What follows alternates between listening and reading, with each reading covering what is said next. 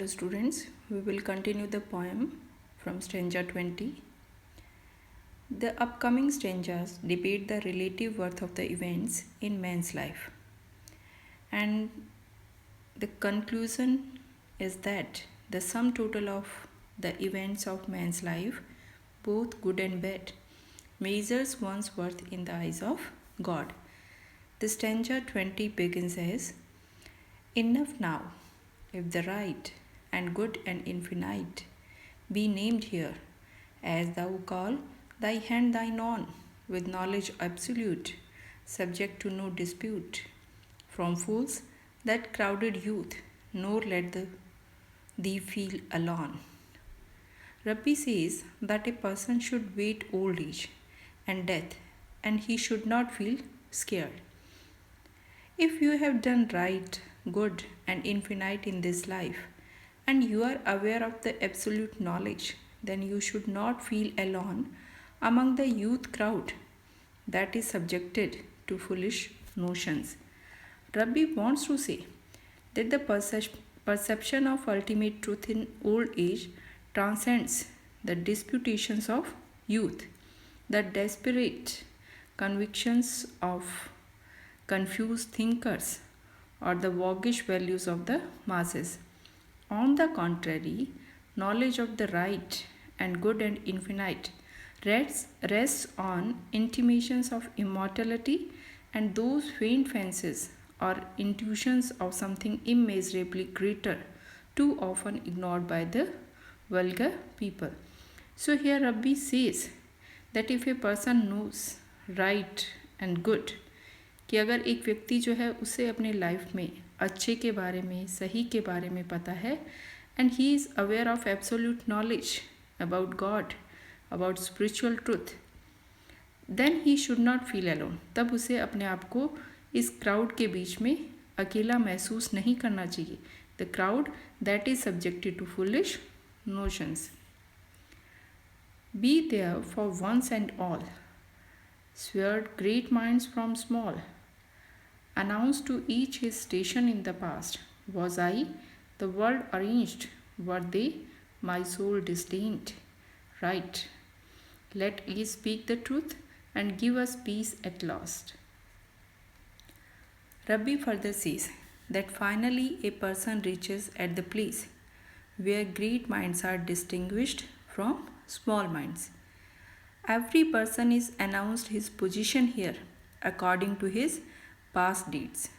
Here Rabbi is referring to life after death, कि death के बाद जो लाइफ है उसके बारे में वो बता रहा है कि फाइनली एक पर्सन जो है वो उस जगह पर पहुंच जाता है जहां ग्रेट माइंड्स जो है उनको डिस्टिंग्विश किया जाता है स्मॉल माइंड से. And every person is announced his position according to his past karmas. As an old man, Rabbi was opposed to the world. He is thinking that whether those people were right whom his soul disdained, कि क्या उन लोगों को जिनको कि उसने नफ़रत की, हेट की, क्या वो लोग सही थे? But he leaves the answer of this question on age, as he says, let age speak the truth and give us peace at last. He wants to say that a person realizes the ultimate truth with aging process, and by knowing this truth a person gain peace at last. Now who shall arbitrate? 10 men love what I hate, shun what I follow, slight what I receive. 10 who in ears and eyes match me, we all surmise, they this thing and I that. Whom shall my soul believe? In this stanza, Rabbi is talking about his youth. He says that in his youth, many persons, 10 men means many other person, loved the thing which he hated.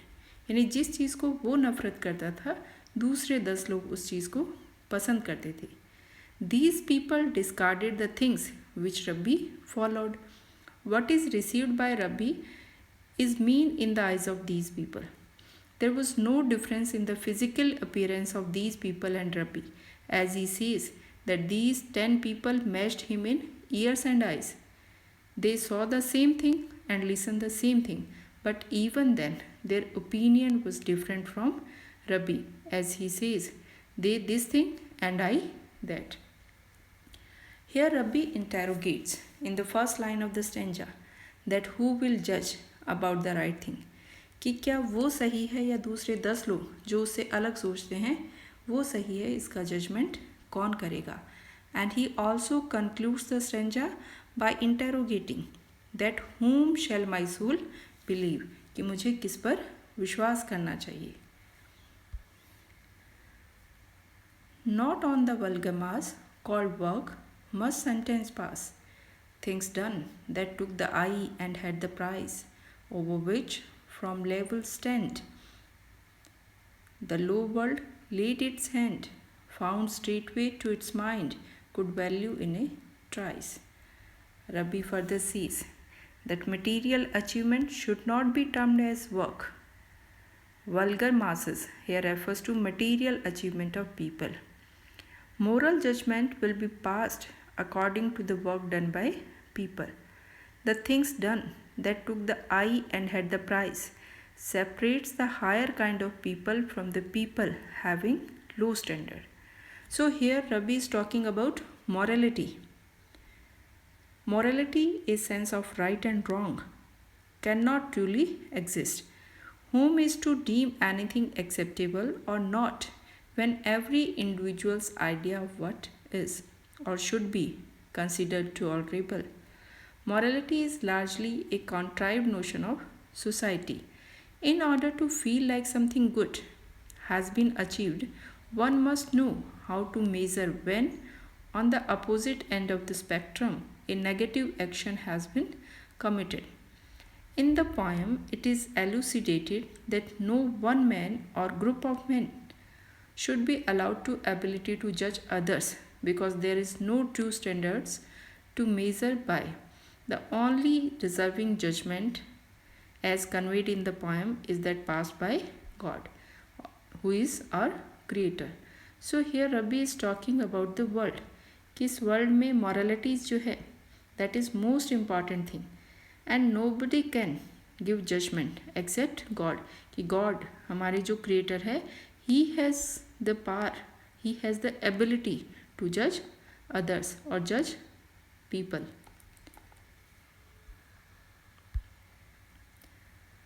But all the world's coarse thumb and finger fail to plumb. So past in making up the mean account, all instincts immature, all purposes unsure, that weighed not as his work, yet swelled the man's amount. Rabbi says that low-minded people of the world cannot go deep in the real worth. Here the word coarse thumb and finger refers to low-minded people. These people fail to go deep into the real worth that make up the final judgment. They have immature impulses, unsure purposes, and so their achievements are not weighed as work. In the previous stanza, Rabbi told that material wealth cannot be termed as work. कि जो भौतिक उपलब्धि है उसे हम work नहीं कह सकते. Work refers to spiritual gain. It is the spiritual gain that is worthwhile. It enables a person to increase his human behavior, yet swell the man's account. यानी man कहलाने के लिए जो qualities चाहिए that can be gained by spiritual achievements, वो spiritual achievement से आ सकती हैं.